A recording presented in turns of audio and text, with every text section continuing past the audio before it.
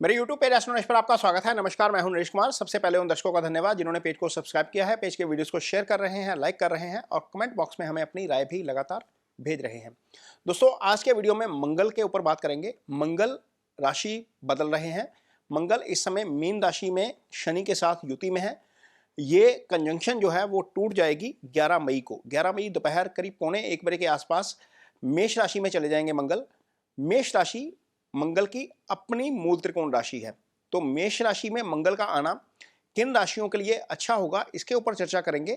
लेकिन सबसे पहले मंगल का ये जो राशि परिवर्तन है ये बहुत इंपॉर्टेंट है, खासतौर पर बाजार के लिए बड़ा इंपॉर्टेंट है, क्योंकि एक नेगेटिव कंजंक्शन टूटेगा, उससे दुनिया में थोड़ा सा शांति की तरफ चीजें चलनी शुरू होंगी। हालांकि मंगल इस साल के मंत्री हैं। संवत की यदि हम कुंडली बनाते हैं इस साल की, तो उसमें मंगल मंत्री बन के आते हैं और मंगल का प्रभाव इस साल वैसे भी रहेगा।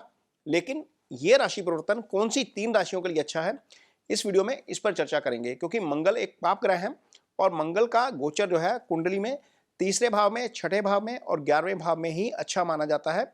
और 2 राशियां ऐसी भी बताएंगे जिनके लिए मंगल अच्छा नहीं है, अदरवाइज बाकी राशियों के लिए ये न्यूट्रल रह सकता है। ये सारा वीडियो आप चंद्र राशि के हिसाब से देखेंगे।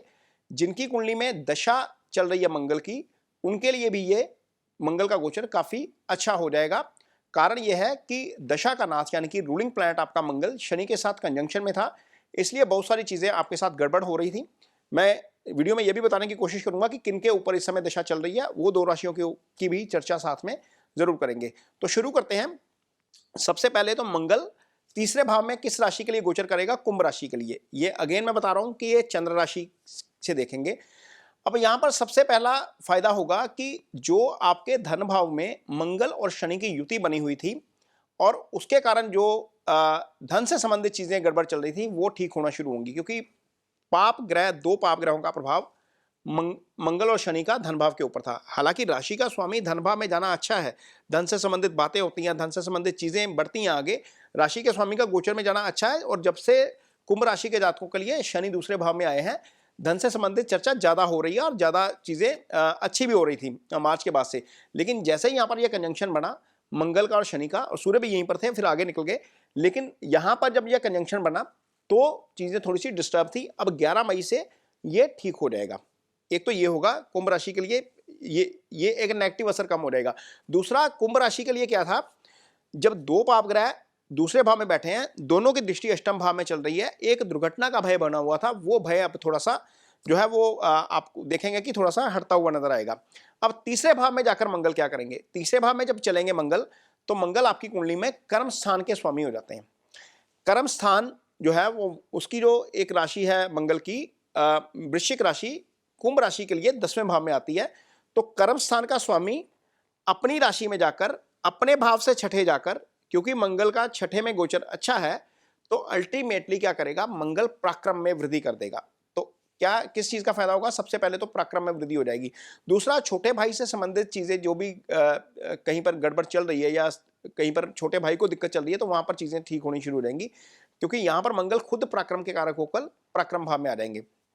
कर्म स्थान से संबंधित आपके फल अच्छे हो जाएंगे और कर्म स्थान से संबंधित फल ज्यादा बेटर होंगे, क्योंकि केंद्र में राशि पड़ी हुई है मंगल की।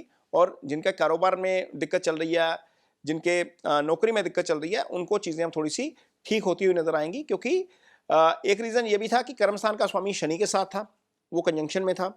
कर्मस्थान के त्रिकोण में 2 पाप ग्रह थे, वो एक अच्छा नहीं था। तो यहां पर चीजें काफी बेटर होती हुई नजर आएंगी कुंभ राशि के जातकों के लिए, क्योंकि ये एक अच्छा साइन है आपके लिए मंगल का राशि परिवर्तन करना।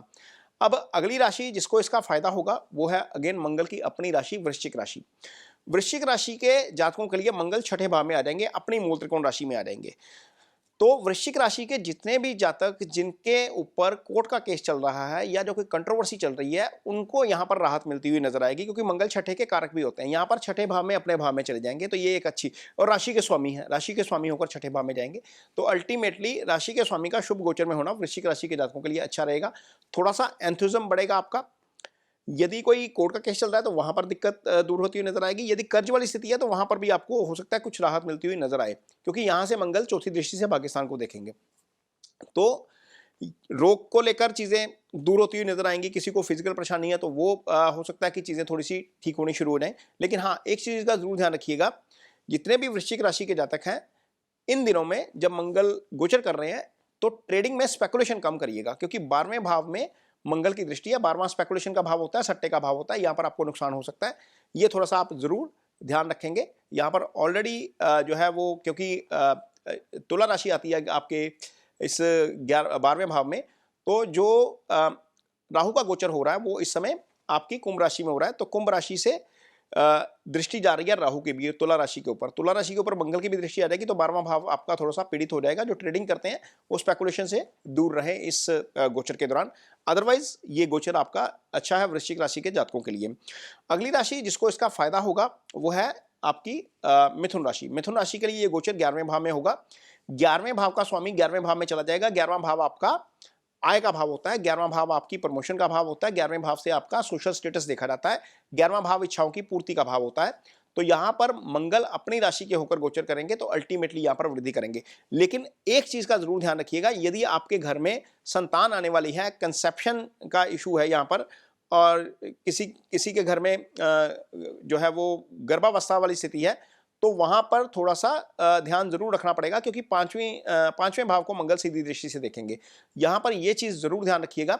अदरवाइज जो आपके लिए छठा भाव है वहां पर मंगल की वृश्चिक राशि पड़ी हुई है, और वृश्चिक राशि के स्वामी का शुभ गोचर में चले जाना, अपने से छठे जाना, आपको कोर्ट के केसेस में राहत दिलाएगा। कोई कंट्रोवर्सी चल रही है तो वहां पर आपको राहत मिलती हुई नजर आएगी।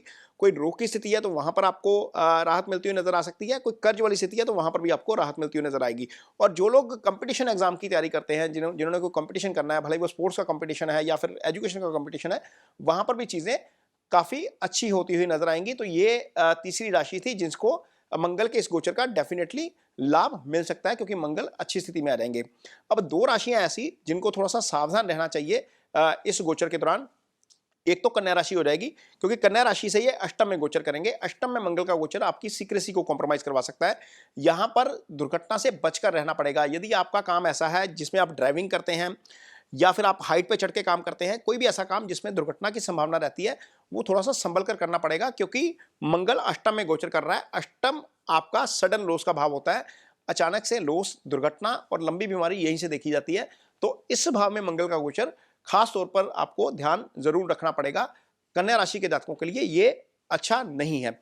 और आगे यदि हम चलते हैं तो वृश्चिक राशि, जो शुक्र की राशि है, यहां से मंगल 12वें भाव में गोचर करेंगे। 12वें भाव का मंगल का गोचर भी अच्छा नहीं है, क्योंकि 12वां भाव खर्चे का भाव है, मोक्ष का भाव है, जेल का भाव है। तो यहां पर मंगल का गोचर आपके खर्चे थोड़े से एडिशनल करवा सकता है। छठे भाव को यहां पर मंगल देखेगा, कोई विवाद अनावश्यक खड़ा हो सकता है। तो ये इन चीजों से आप बच कर रहिएगा। बाकी तीन राशियां ऐसी हैं जिनके ऊपर इस समय मंगल की महादशा चल रही है।